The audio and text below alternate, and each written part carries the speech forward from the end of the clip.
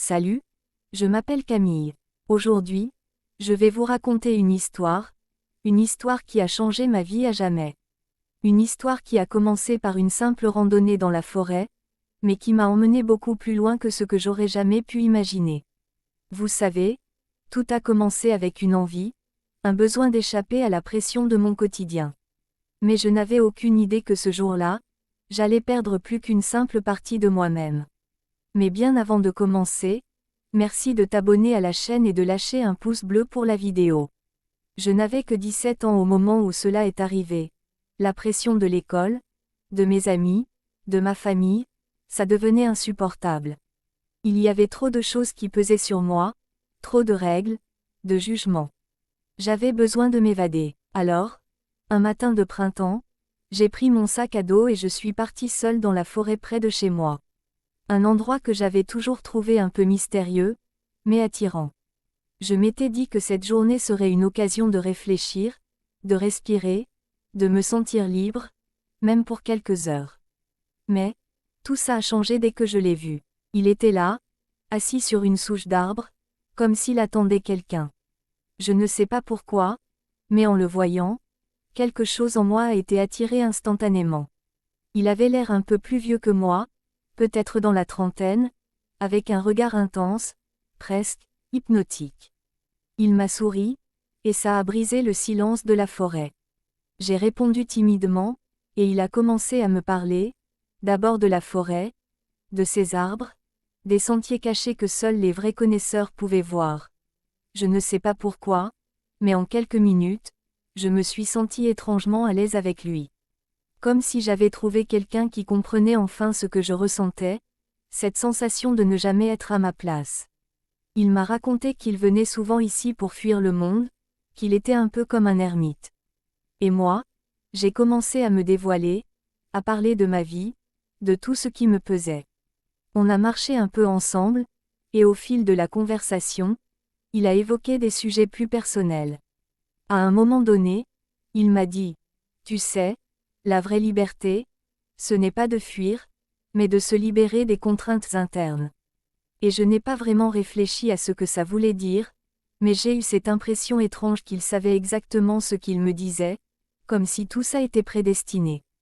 On s'est arrêté près d'une petite clairière, et c'est là que ça s'est passé. Il a commencé à toucher mes cheveux, des bisous sur la joue puis sur la bouche. Je ne sais même pas pourquoi, mais j'ai laissé faire. Peut-être que j'étais fatiguée, peut-être que j'étais lasse d'être toujours sous pression, peut-être que c'était juste ce moment où j'avais besoin de quelque chose de différent, quelque chose d'inédit. C'était censé être une aventure, après tout, mais il y a des choses dans la vie qu'on ne peut pas anticiper. Il m'a regardé, ses yeux étaient tellement profonds puis il me dit qu'il le ferait doucement sans que je ne ressente de douleur. C'était comme s'il me sondait, comme s'il savait ce que je ressentais avant même que je le dise. Et puis, d'un coup, la distance entre nous a disparu. L'attraction était si forte que je n'ai pas réfléchi. J'ai fait ce que je pensais être une manière de m'échapper, une manière de briser toutes les règles qui m'étouffaient. L'instant était bizarre, comme un rêve éveillé. Après, tout est devenu flou. Je ne pouvais plus penser clairement. C'était à la fois excitant et terrifiant. Mais il m'a regardé avec bienveillance, presque comme un guide. Ce n'était pas juste une simple rencontre. Ça m'a transformée, même si je ne comprenais pas encore tout à ce moment-là. Le lendemain matin, je me suis réveillée seule. Il n'était plus là. Au début, ça m'a paru normal, comme si ce n'était qu'une étape, une sorte de rite de passage. Mais très vite, une boule s'est formée dans mon ventre. C'était comme si quelque chose en moi avait changé, mais pas dans le bon sens.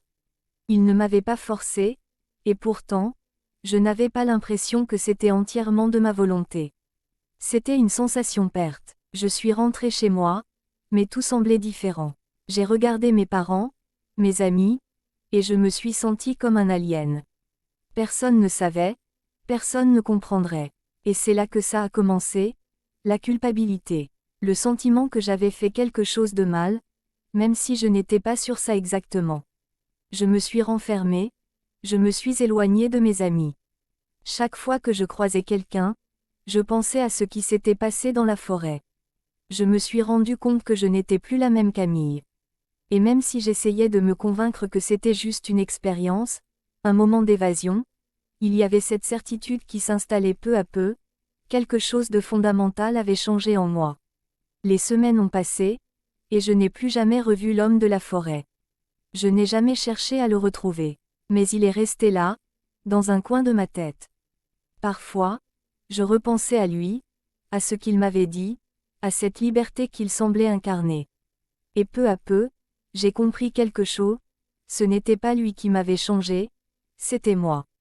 Cette expérience m'avait permis de voir une autre facette de moi-même, celle que je cachais depuis si longtemps sous des couches de pression. Peut-être que j'avais eu peur de grandir, peur de ce que ça impliquait. Mais j'ai appris à accepter ce qui s'était passé. Ce n'était pas un acte sans conséquence, mais c'était un acte d'exploration, de curiosité, de transgression, quelque chose qui m'avait mené à la compréhension que la vie ne suit pas toujours les règles qu'on lui impose. Aujourd'hui, je ne suis plus la Camille d'avant, mais je ne regrette pas ce qui s'est passé. Ce moment dans la forêt m'a ouverte, m'a permis de mieux comprendre qui je suis, et surtout, ce que je veux devenir. Parce que la véritable liberté ne réside pas dans ce qu'on fait, mais dans la manière dont on l'accepte et comment on apprend à grandir avec. Voilà, c'était mon histoire. J'espère qu'elle vous a permis de réfléchir, peut-être même de mieux comprendre certaines choses. Parce qu'après tout, la vie, c'est pas toujours comme dans les contes de fées. Parfois, ce sont les moments imprévus, les erreurs, les rencontres inattendues, qui nous façonnent. Et c'est à travers eux qu'on devient enfin nous-mêmes. Merci de m'avoir écouté, de vous être abonné à la chaîne pour plus d'histoires et d'avoir liké la vidéo.